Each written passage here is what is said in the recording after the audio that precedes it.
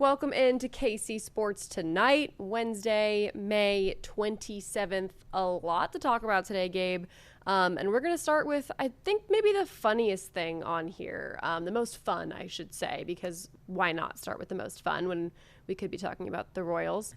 Travis Kelce is now a minority owner of the Cleveland Guardians, which AL Central team, rival of the Royals.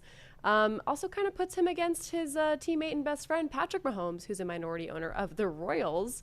Not super surprising to me that Kelce buys the team in Cleveland because he's, Cleveland Heights native and loves that city.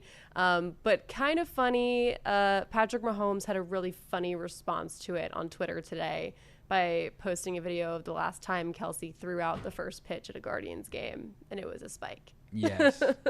And after he did that, the Royals actually hosted him either later that year I remember that. or I think it was later that year. And a bunch of his teammates came out. They pointed the signs of throw it here, and he actually threw a strike. So good for him. This is one of those things where it gets the headlines. It gets the attention of people because it's a high-profile person purchasing a minority ownership stake. Who knows what percentage of the stake of the team is? It's probably a very, very, very small portion of the Guardians. But I think, Saturday night he was in Cleveland watching his Cavs get drubbed in the Eastern Conference Finals. So brutal. I think that anybody who is a Kansas Cityan who can appreciate the rooting for your teams even when through good and bad can appreciate Travis Kelce and the apparent fandom that he has for his hometown teams, even though he has not lived in Cleveland since he was in high school. And just his willingness to go back there, his willingness to show Taylor Swift around there, I guess, is good for him. This is so equivalent to last year during the NBA Finals when the Eastern Conference Finals, I think, when Timothée Chalamet was dragging Kylie Jenner to all the games against the Pacers in Indiana, and that's how I felt looking at Travis and Taylor sitting on the sidelines of Cleveland. She's like, wow, I started dating this guy and now I'm in Cleveland, Ohio. So I thought that was funny. Subjecting yourself to James Harden playoff games. So there's that. But I think it's cool. I'm sure that Travis and Patrick have had have had a couple conversations ribbing each other for their teams. Travis definitely currently has the upper hand based on the consistent winning that the Guardians have done compared to the Royals. Which I'm sure we're about to talk about. So there is that, but good for Travis Kelce. I think that as his career winds down, more of these type of things come up. I also think that the other thing is it's very cool that Mahomes owns a portion of the Royals, considering he's not from here. Yeah. And there's the juxtaposition of an athlete like Mahomes who has immersed himself in Kansas City and been part of the Royals and Sporting, and he and his wife have taken over a portion of the current. So there's that, and then there's admiring Kelce for still being a hometown guy from a place like Cleveland. Both of those things are cool. There are two ends of the spectrum that you really can't get mad at either. I'm sure there are plenty of Chiefs fans who would love to see Kelce do that type of stuff with the teams here, but I don't think you can really get mad at either. Both things are cool for sure. And the Guardians and the Royals don't play again for a while. They play in Cleveland at the end of August, I believe. And then the Guardians are the Royals' final game of the regular season. That's assuming maybe there's more than that. No, there won't be. There will not be. Barring a complete it could start tonight. Turnaround.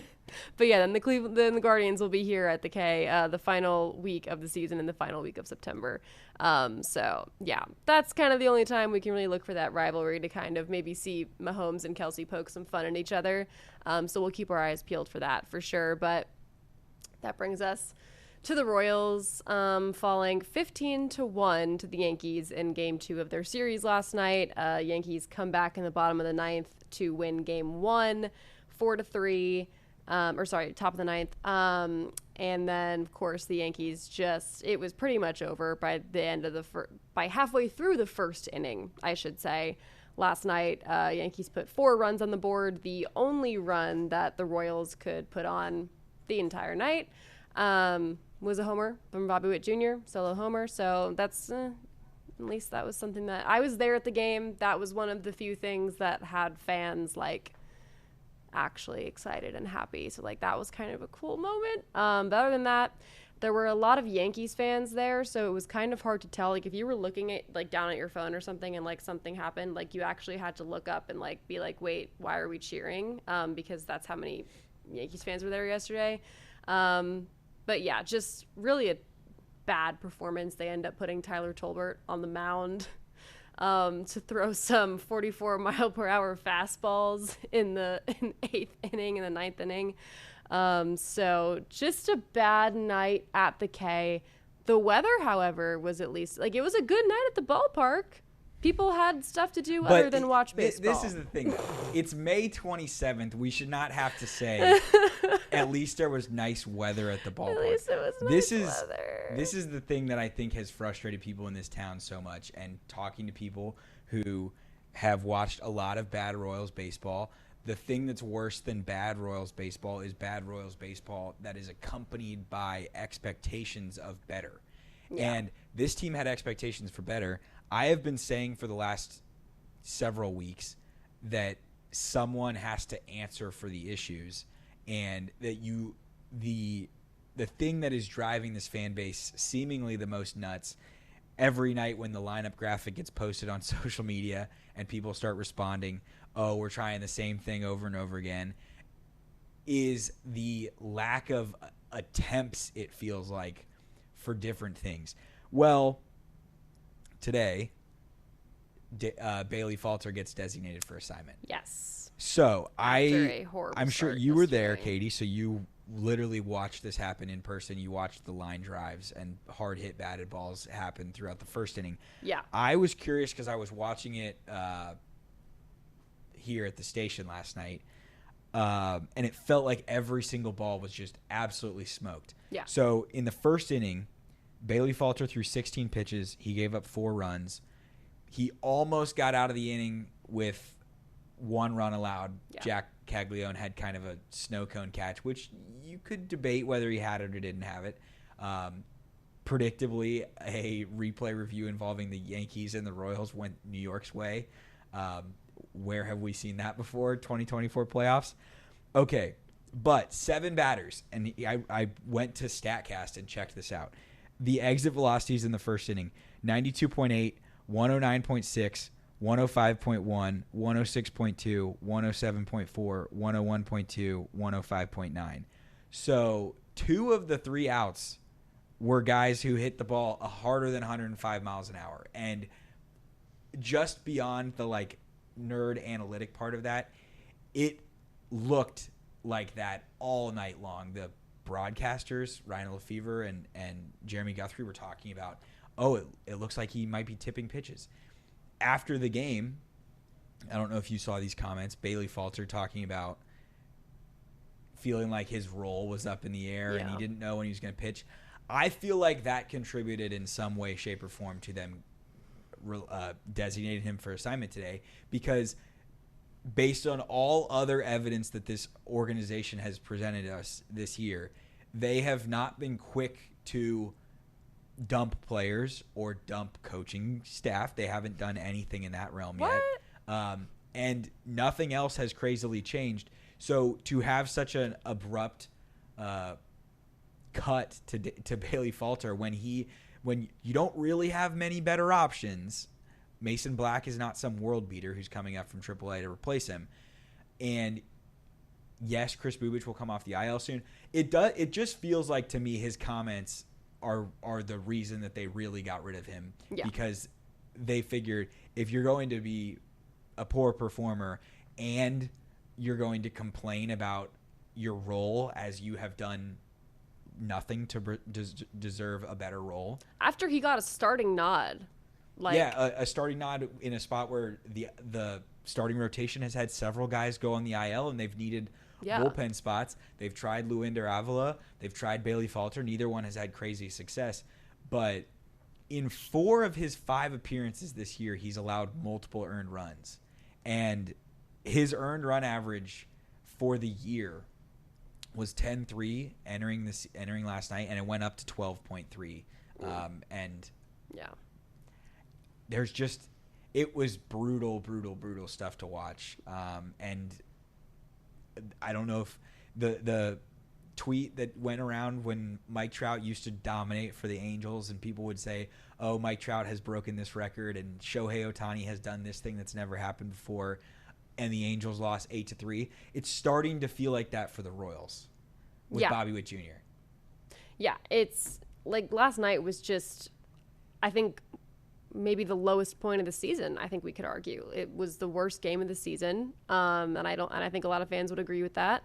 But also just now they just have to play for pride tonight. Like if they just get dominated again tonight, like it's just not going to be good. And honestly, I'll hand it to Royals fans because like they didn't leave. Like, you know, when you see the mass exodus, usually when you know the game is going to be over in like the 8th or the 9th inning or whatever, they didn't leave until the 7th inning. Like that's when I saw the mass exodus of everyone start walking up. Because they took Bobby Witt Jr. out and, you know, Cags got put at first and they took Michael out and, you know, waved the white flag. But I'll hand it to Royals fans. They stuck around. They watched the brutality happen for 7 innings. And it just felt like, I mean, from right away, it just wasn't off to a good start. And I think you could just tell, like I said, it was over in the first inning. But yeah, I agree with you. Like we've seen the Royals give a lot of chances and try the same thing over and over again.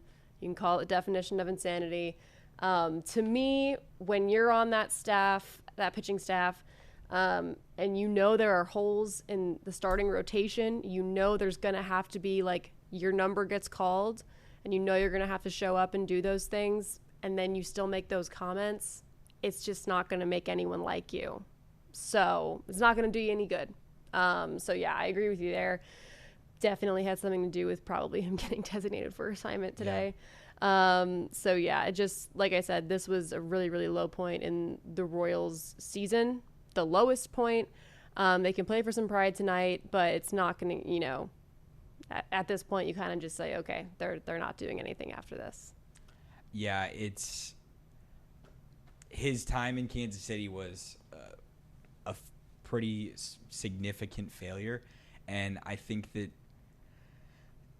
it stands out to me. I think it is the most it's crazier because it feels like Brian Sweeney for the most part has had success with most everyone who has touched a mound as a starting pitcher at different times. And Bailey Falter was brought over from the Pirates at times. He didn't really have a spot in the rotation, so I guess you can feel bad for him in that realm that like his role was different.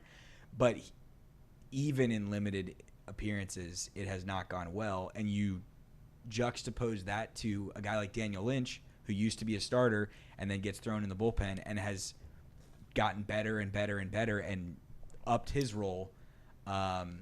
There's not much excuse for it. So yeah, 24 hits for the Yankees last night. They set a record for their club with every member of the starting lineup getting 2 hits. So just not a stat when you're a Royals fan that you want happening against you. So yeah, we'll see if they can turn it around.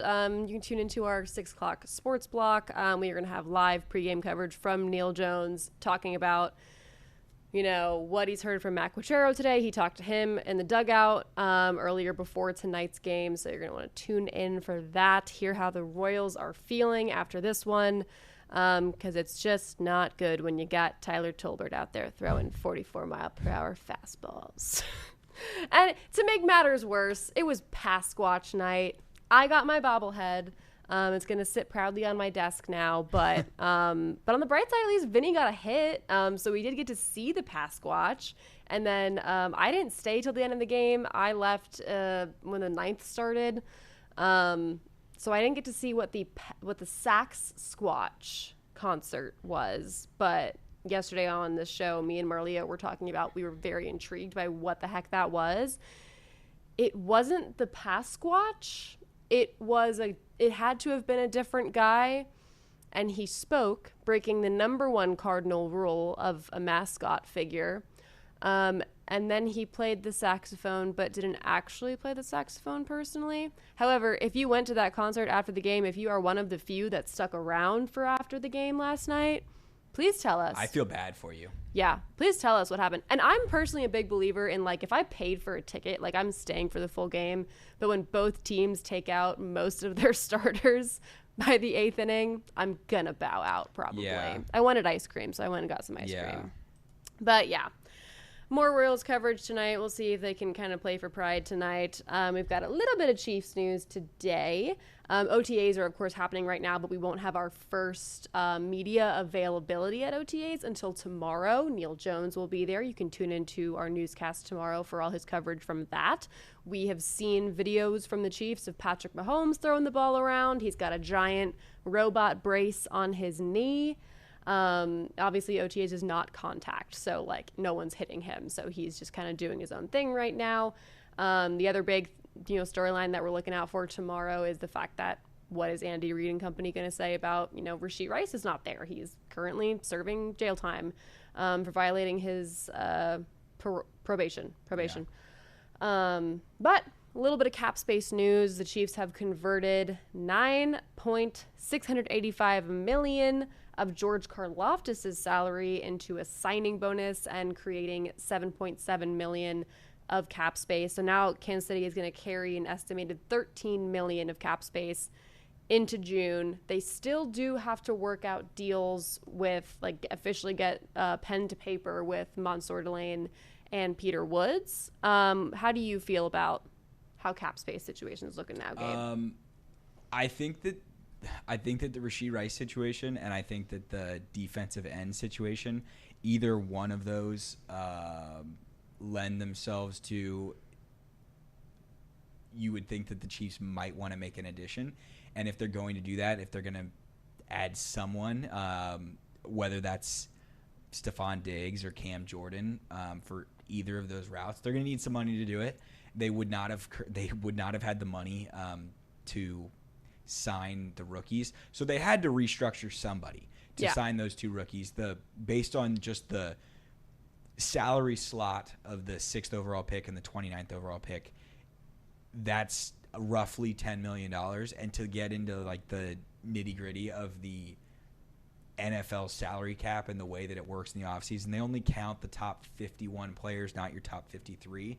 So once those guys sign, it essentially drops off a couple salaries at the bottom of the table. So it's not an exact – they're not just filling empty spots. It's not just $10 million going into there and they'll have $3 million after. Yeah. There will be probably $3.5 to $4 million left over. Brett Veach, who knows if he even makes an addition? Because I don't know. The Chiefs have typically signaled, at least over the last couple of years, that they're comfortable with Rashee Rice as their wide receiver one and that they're comfortable with the current wide receiver room. So I don't know, but this is the time of year that we get those restructure announcements and they move some things around. Yeah. Congrats to George Karlaftis on getting a nice $10 million signing bonus. You get a $10 million signing bonus. So there's that.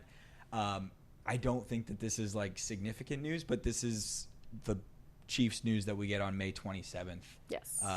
And the Chiefs news that we get the day before we hear from some people at the Chiefs facility tomorrow, which I am sure that a lot of news will be, or a lot will be taken from what is or is not said tomorrow at the facility. Yes, we are all eagerly awaiting Andy Reid's comments because he's going to get the question. And as well, just hear how Patrick Mahomes is doing, hear how Kenneth Walker III is doing. I'm excited to hear about that. And remember, these are voluntary OTAs, so everyone who is there by choice. So another little interesting tidbit for you. College football kickoff times for weeks 1 through 3 were released today. We already knew a good chunk of this. For example, we knew the Border War was going to be a Friday night at 7 o'clock, which I hate and I think is bad. As I'm remembering it, I'm like, oh, that sucks. And yeah. But yeah, we now know that the Jayhawks will just go through KU, Mizzou, K-State, KU kicking off the season on Friday, September 4th at home.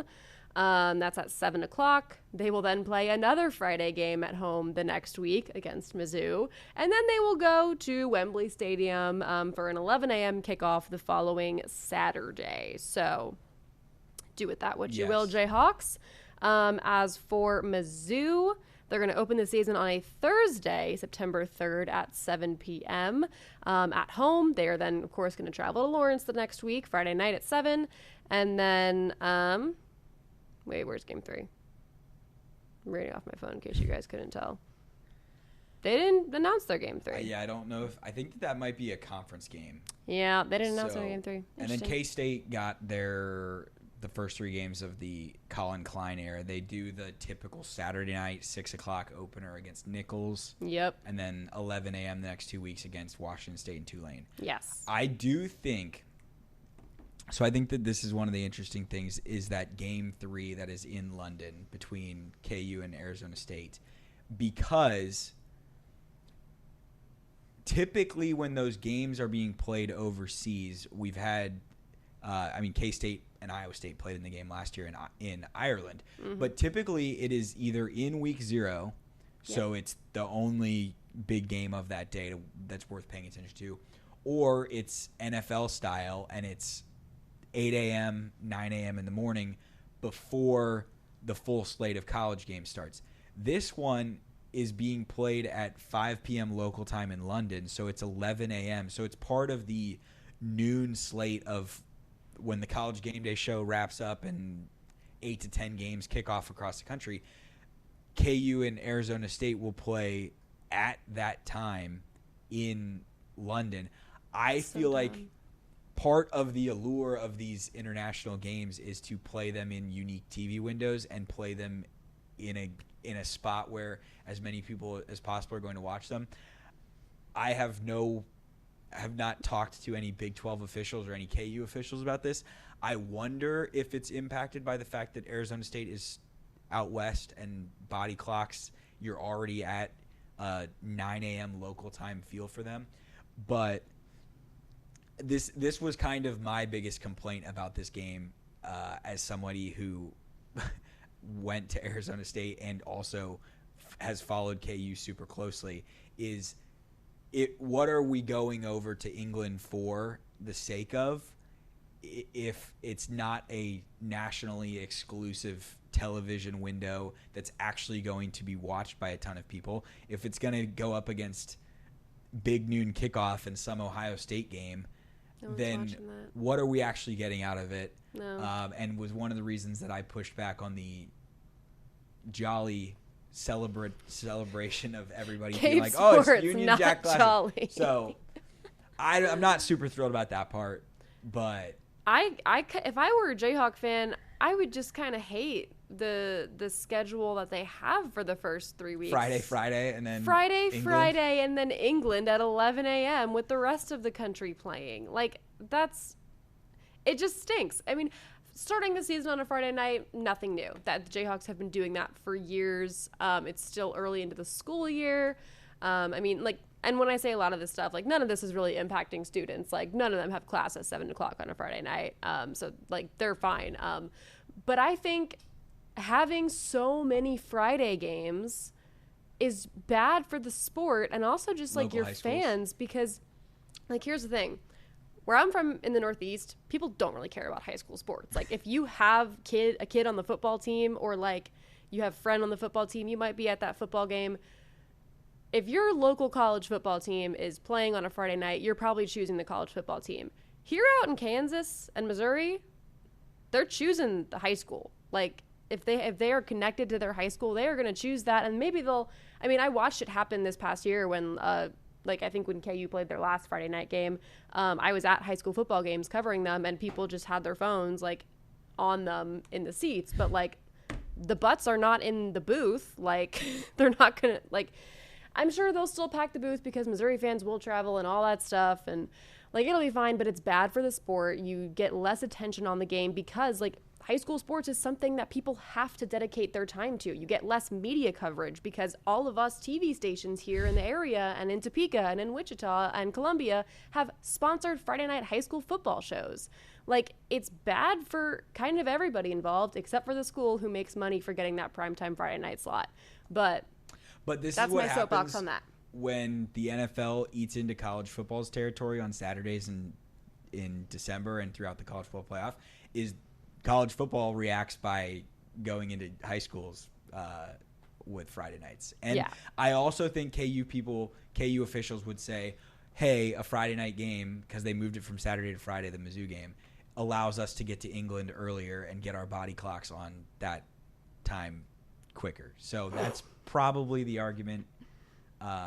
Maybe then you should just go to England week 0. This is, again, it's May 27th, and this is why we complain about and talk about kickoff times, because the other option is talking about bad baseball. Boo. 15-1, 24 hits. So yeah, all of the information about those kickoffs is on our KCTV5 sports page online. And yeah, we will of course find out the rest of the kickoff times during the season this fall. Quickly before we go, the KC Current have one final game before their international break, which is just the World Cup break. Basically, and they get the perk of doing it at home. They are undefeated at home this season. They have not lost a home game since July of 2024. They are looking to make that 23 straight unbeaten games at home this Saturday at 12:30 when they host Boston. And Gabe, they've really turned the page around from a very bad start to the season to now they're in 6th place in the league. And part of that is just that Temwa Chewinga has gotten back to being a great player. And sometimes it's as simple as that. But, yeah, this international break is the whole international break of the Current and Sporting KC, I think is going to have people dial in on World Cup time, which we're fast approaching. And the Current have started to pave the orange carpet or roll out the orange carpet for the Netherlands as well. So that is coming up. But yes, it's good to see that the Current are getting on a better track of things after a slow start to the new era. Yeah. Our KCTV5 soccer analyst, Roger Espinosa, Sporting KC legend, World Cup vet, he was showing me a video when he was here in the studio the other day of how Sporting's facility is looking, all primed and ready for Argentina, and the field looks great. So yeah, something to look forward to. Roger's going to tell us more about that the next time he's in for our next streaming episode. You can watch our current streaming episode on KCTV5 Plus right now, however, though. But yeah, that's going to do it for us here on KC Sports tonight. We'll see you back here at 5:30 tomorrow. And of course, remember to tune in 6 o'clock sports for Neil Jones live pregame coverage. Adios.